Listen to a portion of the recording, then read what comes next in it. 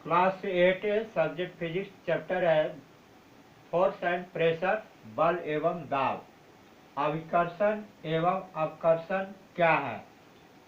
किसी वस्तु को खींचना, किसी वस्तु को खींचना अभिकर्षण कहलाता है। और अपकर्षण क्या है? किसी वस्तु को धक्का देना अपकर्षण कहलाता है। इसके बाद है आकर्षण बल और विकर्षण बल क्या है? तो आकर्षण बल उसे कहते हैं जैसे चुंबक है, चुंबक के असमान ध्रुवों, चुंबक के असमान ध्रुवों से लगने वाले बल को आकर्षण बल कहते हैं। चुंबक के असमान ध्रुव क्या है? चुंबक के उत्तरी ध्रुव और दक्षिणी ध्रुव के बीच लगने वाले बल को आकर्षण बल कहते हैं। और विकर्षण बल क्या है? चुंबक के समान ध्रुवों के बीच लगने वाले बल को विकर्षण बल कहेंगे।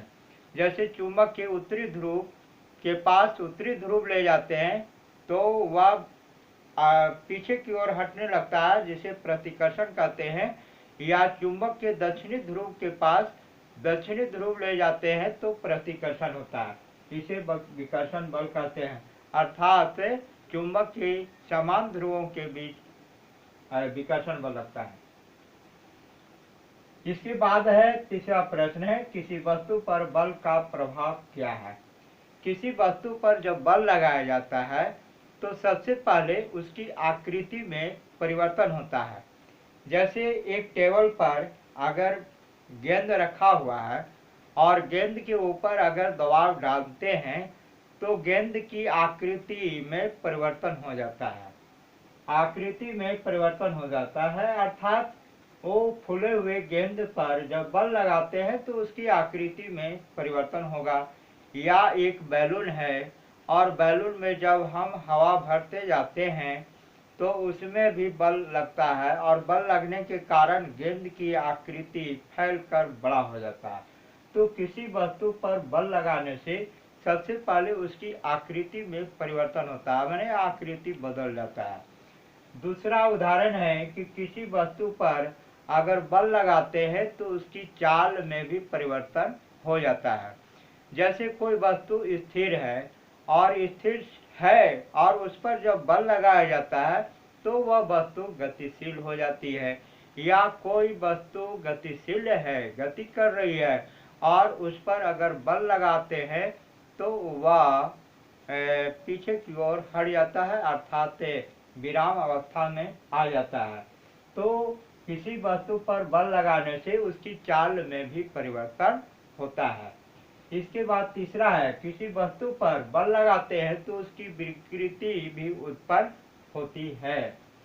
चौथा है, किसी वस्तु पर जब बल लगाते हैं तब उसका कभी वेग बढ़ जाता है, कभी वेग घट जाता है। तो इस तरह से किसी वस्तु पर बल का प्रभाव इस प्रकार दिखाया गया। इसके बाद है बलों के प्रकार क्या है, उनकी परिभाषा देना है। तो बल के प्रकार है, सबसे पहले है पेशीय बल, इसके बाद है संपर्क बल, फिर है घर्षण बल, इसके बाद है गुरुत्वाकर्षण बल और असंपर्क बल, चुंबकीय बल और गुरुत्व बल है। तो सबसे पहले बताया जा रहा है पेशीय बल। पेशीय बल उसे कहते हैं जैसे मनुष्य के मांसपेशियों के द्वारा जो बल लगता है उसे पेशीय बल कहते हैं। जैसे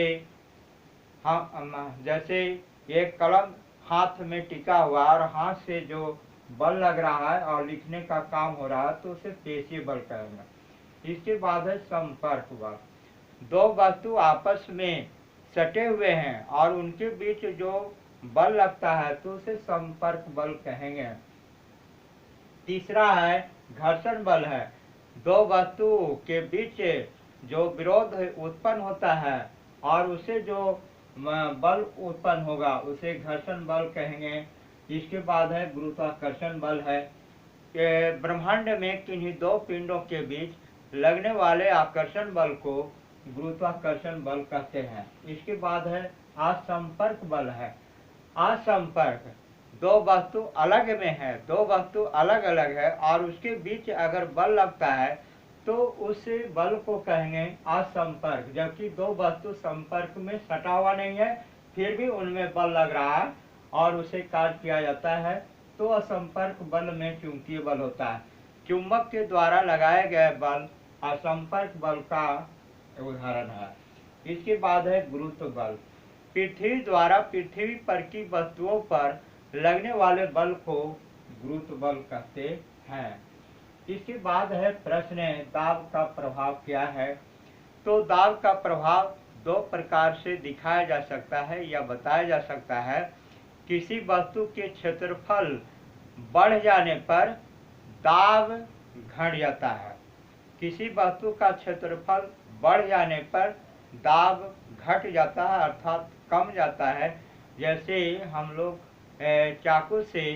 चाकू से सब्जी को काटते हैं और चाकू का जो धार है वह मुड़ जाती है, तो मुड़ जाने से उसका क्षेत्रफल बढ़ जाता है और बढ़ जाने से उस पर दाब कम लगता है, जिसके कारण सब्जी ठीक से नहीं कट पाता है।